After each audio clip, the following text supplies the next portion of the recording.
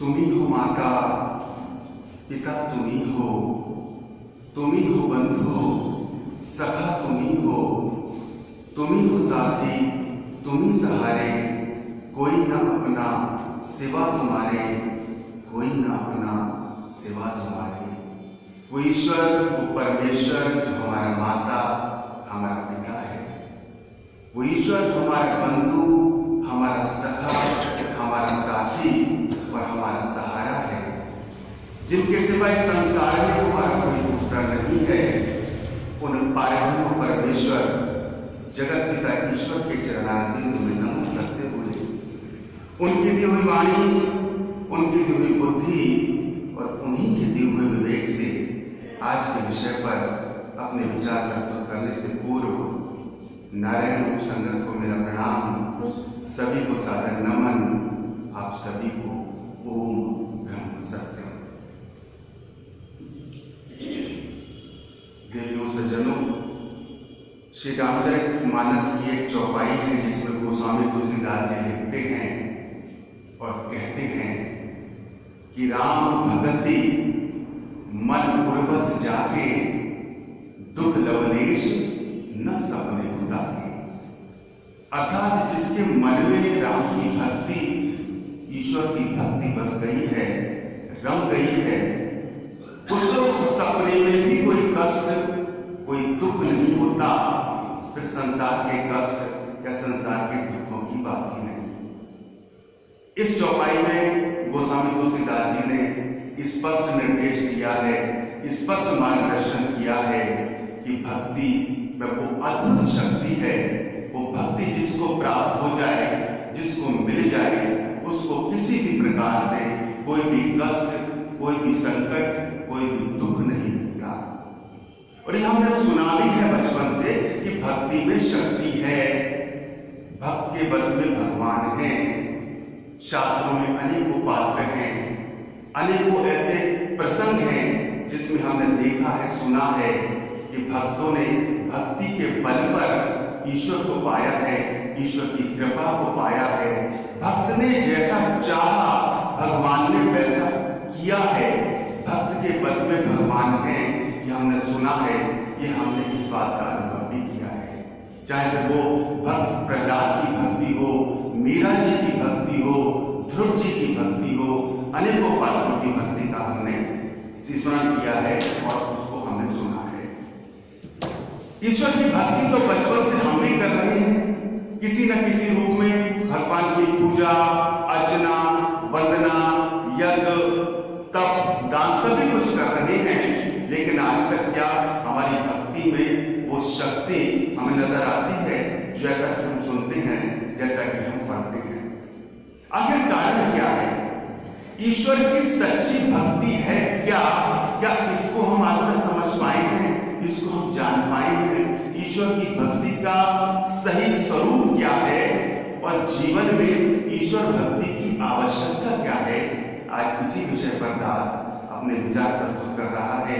हम जानने का प्रयास करेंगे पूज्य गुरुदेव के मार्गदर्शन के आधार पर, श्री रामचरितमानस में कुछ प्रसंगों के आधार पर कि ईश्वर की सच्ची भक्ति क्या है, सच्ची भक्ति का स्वरूप क्या है और जीवन में ईश्वर भक्ति की आवश्यकता क्या है।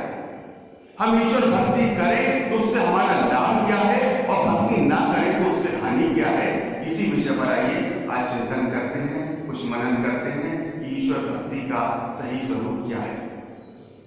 पहले सुनते हैं किसी संत के वचन है, संत ने हमारा मार्गदर्शन किया है कि ईश्वर की भक्ति क्या है। इसके बारे में उन्होंने कहा है कि भगवान की चाह वही सच्ची है जो उनके अतिरिक्त कहीं और चैन न लेती। अगर हम भगवान को चाहते हैं, ईश्वर को चाहते हैं, ईश्वर की भक्ति करना चाहते हैं, तो वही सच्ची चाह है जो ईश्वर के अतिरिक्त हमें कहीं और चैन न लेने देते। अब हम देखें, क्या हमें ईश्वर के अतिरिक्त कहीं और चैन आता है?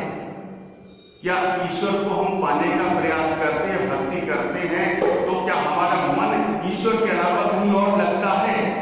अगर ईश्वर के अलावा हमारा मन कहीं और लग रहा है तो शायद हम ईश्वर भक्ति के सही मार्ग पर नहीं चल रहे हैं। ये इस बात से स्पष्ट होता है। आगे कह रहे हैं कि भगवान का ज्ञान होना ही पर्याप्त नहीं, उनके प्रति पूर्ण प्रेम और समर्पण होना आवश्यक है। भगवान का ज्ञान तो हमें बहुत है, शास्त्रों को सुना है, सत्संग में हम श्रवण करते हैं, कथाओं में सुनते हैं, लेकिन भगवान के प्रति हमारा प्रेम और समर्पण कितना है? हम भगवान को कितना चाहते हैं? हम वास्तव में क्या ईश्वर को चाहते हैं या ईश्वर से चाहते हैं? हमारी जो भक्ति है उसका मूल, उसका आधार क्या है? हम जब भी ईश्वर के समक्ष गए हैं, हमने ईश्वर से क्या चाहा है? हमने क्या ईश्वर से ईश्वर को चाहा है या ईश्वर से संसार को चाहा है? सत्यता तो यही है। यदि हम अपना मूल्यांकन करें, अपने अंदर झांकें, तो हम यही पाएंगे, हम जब भी ईश्वर के समक्ष गए हैं, अपनी डिमांड की एक लिस्ट लेकर गए हैं। हमने जब भी ईश्वर से मांगा है, संसार को मांगा है, संसारिक वस्तुओं को मांगा है, संसारिक पदार्थों को मांगा है, संसारिक भोगों को मांगा है, हमने कभी भी ईश्वर से ईश्वर को नहीं मांगा। इसीलिए हमारी भक्ति में वो शक्ति नहीं है, इसीलिए हमारे बस में भगवान नहीं है, क्योंकि ईश्वर के प्रति हमारा पूर्ण प्रेम और समर्पण नहीं है। आगे कह रहे प्रीति पूर्वक चिंतन ही भक्ति की साधना है और भगवान से अभिन्नता का बोध रहना ही भक्ति है। प्रीति पूर्वक चिंतन करें और भगवान से अभिन्नता का बोध।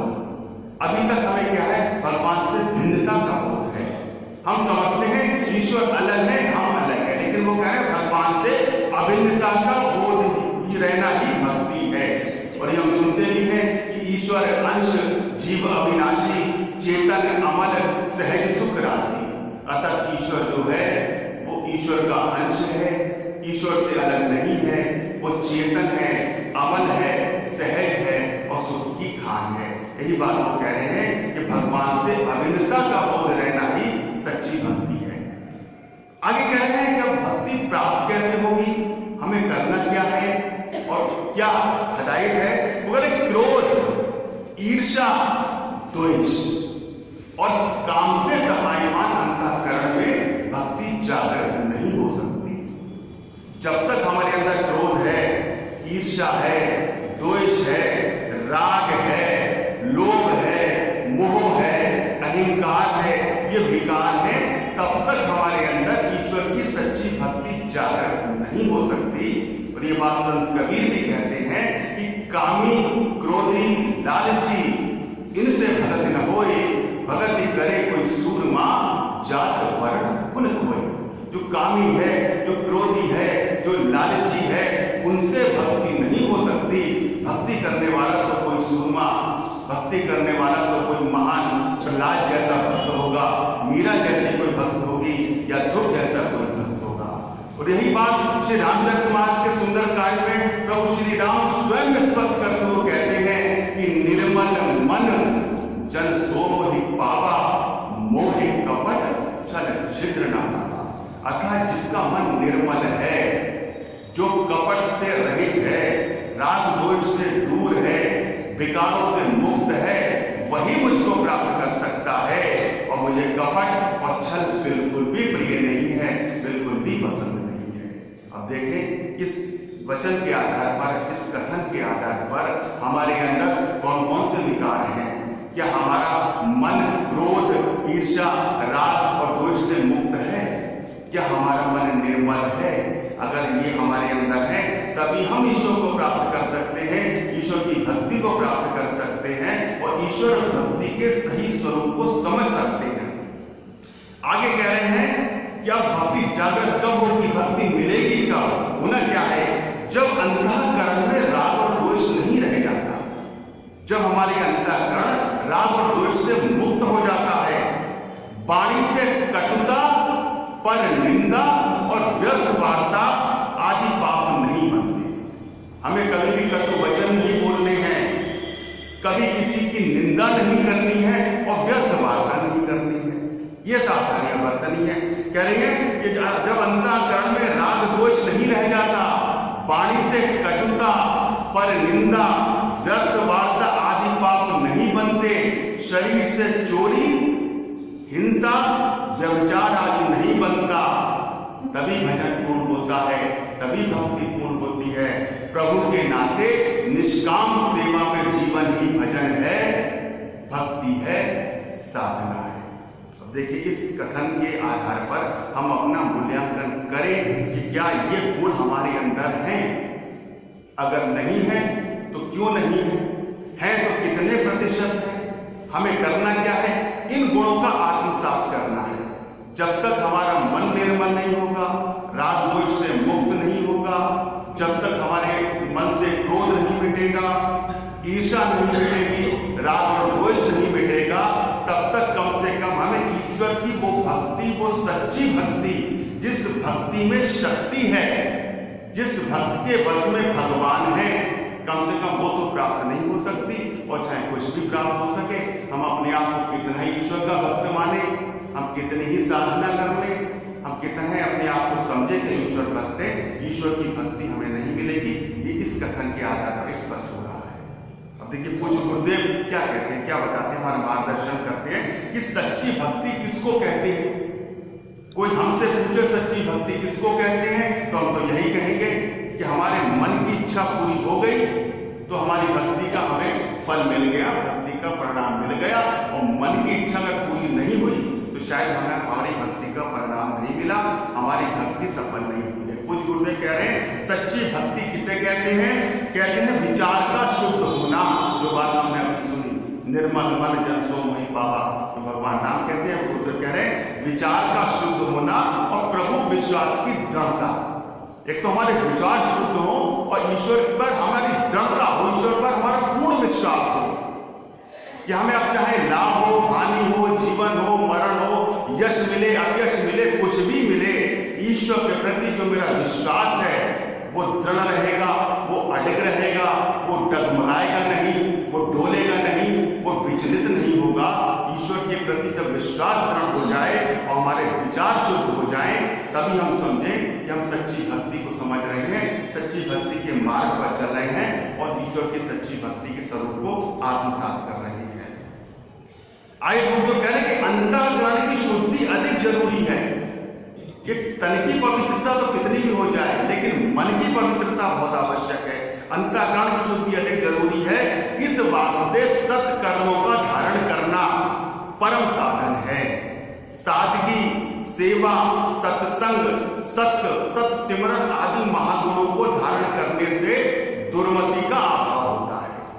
जो दुर्मति है उसका अभाव कैसे होता है, गुरुदेव बता रहे हैं कि सादगी को धारण करें, सेवा को, सत्संग को, सत और सत सिमरन, जो 5 उन्होंने साधन बताए हैं गुरुदेव ने, उनको धारण करें। इससे दुर्मति का अभाव होता है, आत्मनिश्चय को प्राप्त हो जाता है।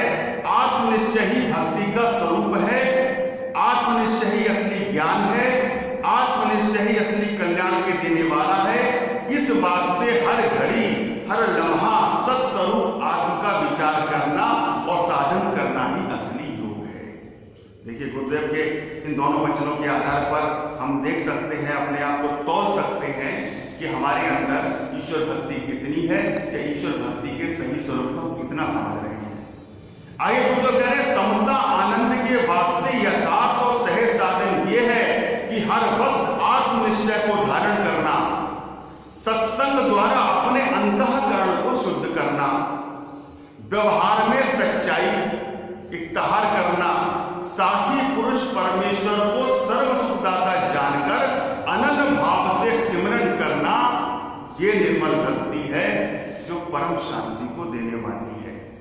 ये गुरुदेव ने स्पष्ट हमारा मार्गदर्शन किया है और हमें बताया है करना क्या है। सत्संग द्वारा अपने अंतःकरण को शुद्ध अवश्य करना है, अपने मन को तो निर्मल करना ही पड़ेगा। ईश्वर की अगर भक्ति को पाना है, ईश्वर की भक्ति के सही स्वरूप को समझना है, तो हमें अपने मन को राग द्वेष से तो मुक्त करना ही पड़ेगा।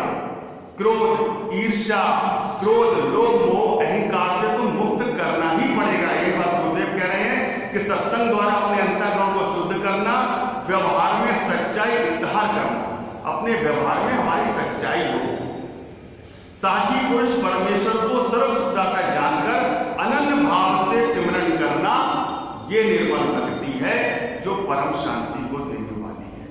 तो गुरुदेव के मार्गदर्शन के आधार पर हम देखें ईश्वर भक्ति का जो स्वरूप हम समझ रहे हैं और ईश्वर भक्ति के नाम पर जो हम कर्म कर रहे हैं उसमें कितनी भिन्नता है। हमारे जीवन का लक्ष्य क्या है? क्या हम ईश्वर को चाहते हैं, ईश्वर से चाहते हैं? हमारे जीवन का लक्ष्य ईश्वर प्राप्ति है या ईश्वर से प्राप्ति है? वास्तविकता तो यही है कि हमारे जीवन का लक्ष्य ईश्वर से प्राप्ति है, ईश्वर प्राप्ति नहीं है। जिस दिन हमारे जीवन का लक्ष्य ईश्वर प्राप्ति बन जाएगा, उसी दिन हम अपनी ईश्वर भक्ति के हम सही स्वरूप को समझ सकते हैं, सही मार्ग को समझ सकते हैं और भक्ति में शक्ति को प्राप्त कर सकते हैं।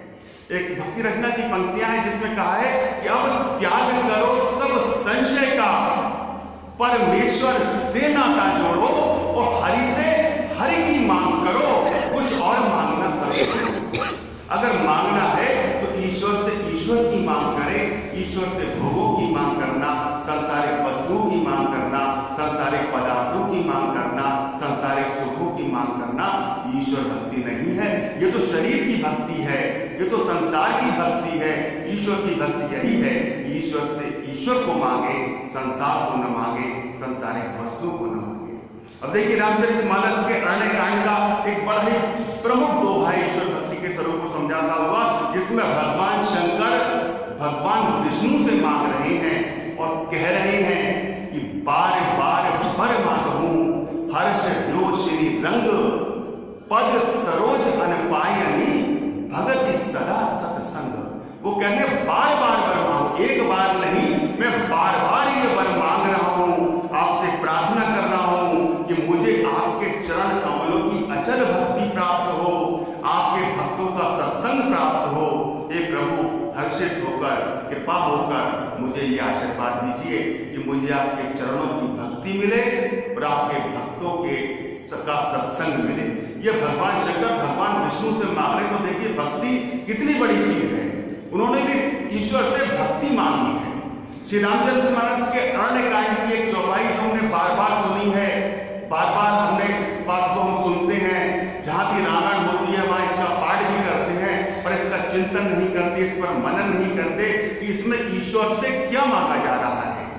प्रसंग उस समय का है जब दंडकांड में जब प्रभु राम लक्ष्मण और सीता संतों से ऋषियों से मिलते हैं, जब उनसे विदा वो ले रहे हैं, तो वो संत, वो ऋषि, वो मुनि प्रभु राम से क्या मांग रहे हैं। देखिए ईश्वर सामने है और ईश्वर से क्या मांगा जा रहा है, वो यही कह रहे हैं और मांग रहे हैं कि यह वर मांगहूं कृपा निकेता, बसो हृदय सिए अनुज समिता।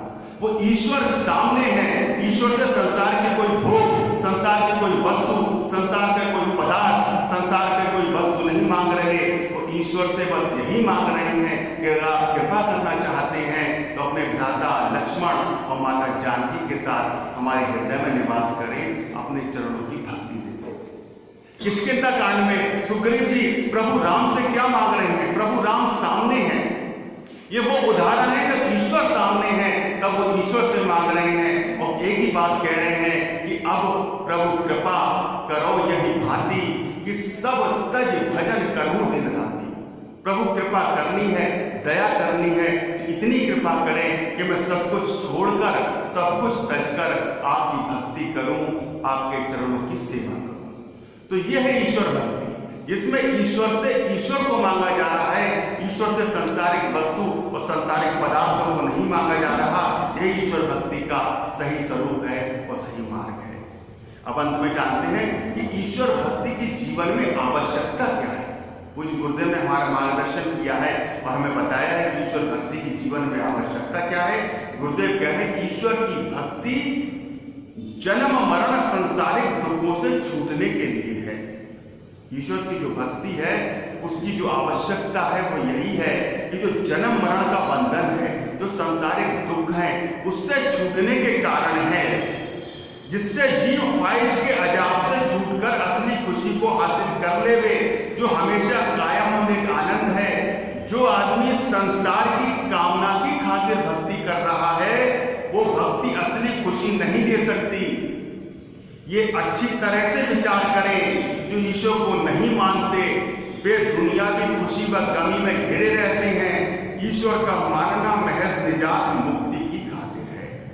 तो गुरुदेव ने स्पष्ट बताया है ईश्वर भक्ति की जो आवश्यकता है वो संसारिक जो दुख है, जन्म मरण का ये जो बंधन है, आवागमन का जो चक्र है, 84 लाख योनियों का जो फेर है, इससे मुक्ति के कारण है। ईश्वर की भक्ति संसारिक भोगों की प्राप्ति के लिए नहीं है, गुरुदेव कह रहे हैं। और जो आदमी संसार की कामना की खातिर भक्ति कर रहा है, वो भक्ति असली खुशी नहीं दे सकती।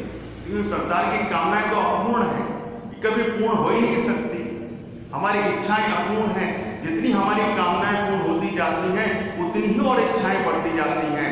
तो गुरुदेव कह रहे हैं कि जो ये भक्ति असली खुशी नहीं दे सकती, ये अच्छी तरह विचार करें। जो ईश्वर को नहीं मानते वे भी दुनिया की खुशी व गमी में घिरे रहते हैं।